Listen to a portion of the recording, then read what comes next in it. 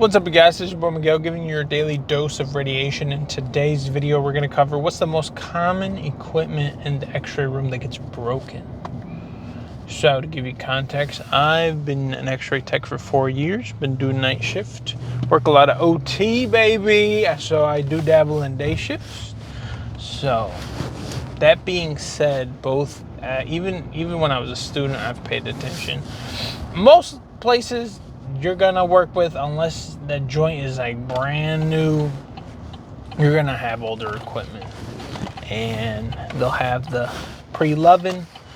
Most of the things will be patched up or semi-equipped with like multiple pieces from different years, so it looks like it's not the best situation. Okay, most of the stuff is barely working in general. That's like the biggest complaint techs have, is you don't have the best or the like working situation. Maybe like only one. Usually what happens is each portable or each machine has something that works good, but then there's something broken, and the other one, that other opposite, it's a bunch of stuff. But anyways, the most common things I've seen broken is the grid.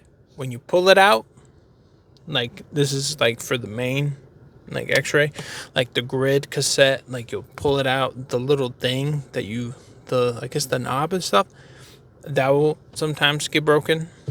Other times when you're like wall board and you put an angle to like adjust, maybe like you're gonna shoot a hand and set up for a chest, if you didn't like adjust it and then you did the auto set, like where the tube and the stuff align, and it wasn't set like the other way, it could occasionally hit the actual like the stuff where like the cassette, and it can get dent, and then that sometimes it may be still able to shoot, but because of the radiation and the sensors and all the stuff, occasionally it won't let you shoot. So that's stuff you'll have to look into. Well, have to be careful and stuff.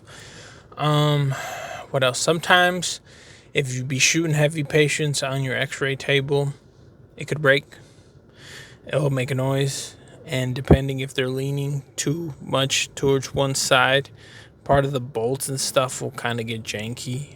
And occasionally, we had one time where we kind of pushed the brim of the limit, and the machine would not go up and down, so it just stayed at where it was. So they had to do a bunch of stuff. And then the stuff that you press to lock it, sometimes the little knob, the lock it ended up breaking. So that's a thing that happened. And then your key fob that you have to override sometimes when you put angles and stuff like that. Occasionally I've seen that where it like falls off, or the key got broken onto the actual thing, so like you couldn't adjust it. That's something that's been broken, I've seen. Sometimes the cassette, if you're not careful and you drop it, it could like, maybe it won't be broken, but something inside will get messed up, and the sensors, and then won't let you shoot it. Which, fun fact, if you drop a cassette, usually the more modern cassette, it'll like register into the system and kind of snitch on you that you did it. Just keep that. So whenever they're running like QCs and stuff, they can see the time and the date. So be careful. $100,000 board sometimes you're working with. What else? Certain rotors, you'll have to, like, they get to the point where you have to be very particular of how you rotor it, because even though it makes the beep right, it won't expose it. So like you'll have to hold it a certain way. I don't know, some of those Deadman switches get messed up over time. Sometimes on your console, the button to turn on the light, if like you're tag teaming someone with like the X-ray machine, sometimes that one won't work. And then another common one is like your light. That one, the light bulb will go out. We've seen that happen. Your tube, the cables and stuff, sometimes if you're not paying attention, the cables that connect to it can get stuck onto something and it can pull it out. We've had our GE, one of the cables got like broken off because we didn't pay attention. What else? I mean, the connectors, basically anything you can connect to a power socket, like the portables, those over time slowly get worn out. So that's something that has to get replaced, and any pin connectors to charge, that will once again also get broken down. Your little cable that you pull to get 6 feet apart, that one over time will also, because you're trying to be safe and stuff, the little like the very like connector to the actual rotor will get disconnected. Well, not disconnected, but like it'll become loose so it won't shoot. So that's something that can happen.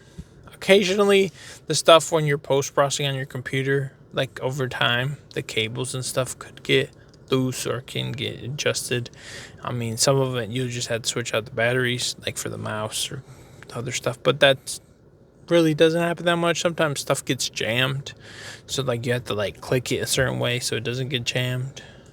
Those are the most common issues that we've seen that gets broken. At least in my hospital, we have students, and sometimes students aren't aware of how certain stuff, or they're nervous and they accidentally do something some way. Portable, once again, our portables, you might as well be driving like a 1980 Toyota Camry, the one that your dad, your grandpa had, and it's that grind whip, as I call it, just destroyed, but it still works, not new. Like it's like, imagine you got a car and it got totaled, and it has the what's it called? There's a certain title that those cars have, like salvage titles. That's kind of what you're driving. Like, it's not nice.